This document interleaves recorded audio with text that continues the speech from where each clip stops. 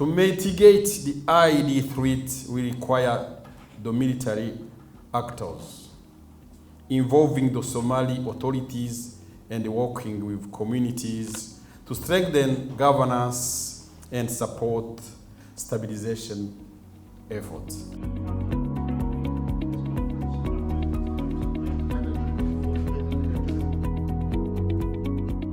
UNMAS is a valuable partner in IED threats mitigation.